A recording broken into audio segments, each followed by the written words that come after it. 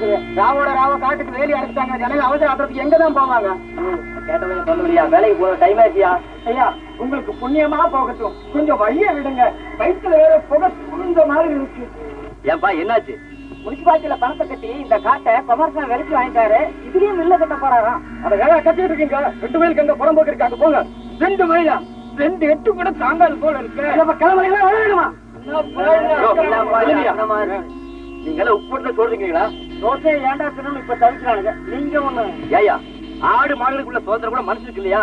இதுக்கு அன்னாடு 2 மைல் நடக்கிறது கொடுமை இல்ல? கொடுமைதான். முதலாளியை மீறி என்னப்பா செய்யறது? அவனு மனுஷன் தாயா. அவனுக்கு மட்டும் என்ன 2 கும்பா முடிச்சிருக்கு? நீங்க மட்டும் என் கூட வந்தீங்கன்னா இன்னைக்கு சாயங்காலத்துக்குள்ள இந்த வேலையை கழிச்சு ஏறி வைக்கிறேன். என்ன வர சொல்றீங்க இல்லையா? மாப்பிள சுமனை தேடி வந்திருக்கிற மாதிரி இருக்கு. யாரு?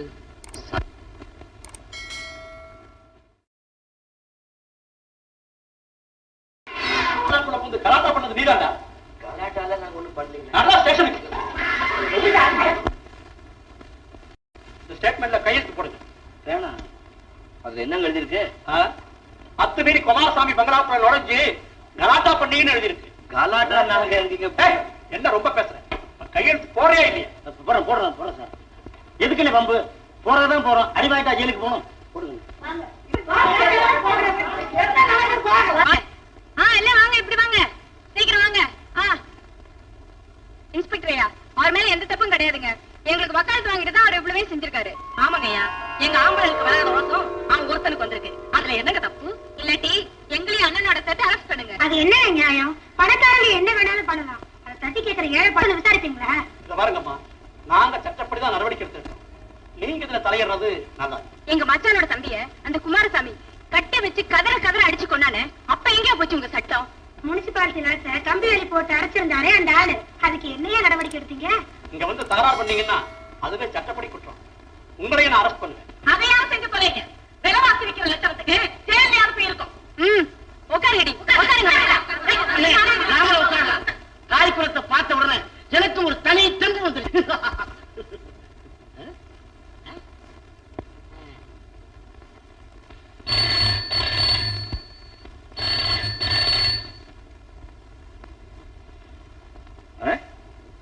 அப்படியா?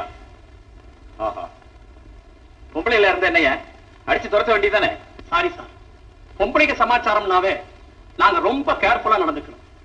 திருதுப்புன்னு 40-50 பொம்பளைகளை அரெஸ்ட் பண்ணனா அது பெரிய லெவலுக்கெல்லாம் போய் என் வேலைக்கே உழவிச்சிடும்.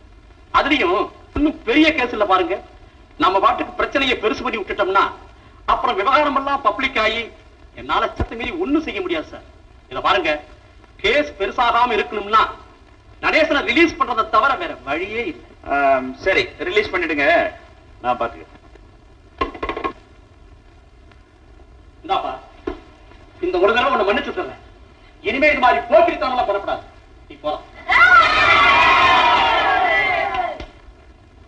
தெரிஞ்சு போச்சு சார். நீங்க எல்லாம் எதுக்கு பயப்படுவீங்கன்னு நல்லா தெரிஞ்சு போச்சு. தனியா ஒருத்த வந்து என்னதான் நாயா கத்துனாலும் அவன் நாயத்தை கேட்க மாட்டேங்க. அவனுக்கு பின்னாடி 40-50 பேர் ஜே ஜேன்னு வந்து அவன் அநியாயம் சொன்னாலும் அது தலையாட்டுவீங்க. கூட்டத்தை சேர்க்கறதுக்கு தான் சார் இது காலம். இத பாருங்க, நீங்க அடிங்க உதைங்க என்ன அரெஸ்ட் பண்ணுங்க, அதை பத்தி எனக்கு கவலை இல்லை. புளியங்காடு இல்ல பொல்கக்கூஸ் இந்த 2ல ஒன்று கிடைக்கிற வரைக்கும் குமாரசாமி வீட்டு பங்களா தோட்டத்துல தினம் இதே மழை பெய்யும். வாங்க போலாம். ஆமாச்சி, வெளுத்து கட்டிட்டு. இன்னும் பல வீடியோக்களை காண சன் லைஃப் சேனலை சப்ஸ்கிரைப் பண்ணுங்க.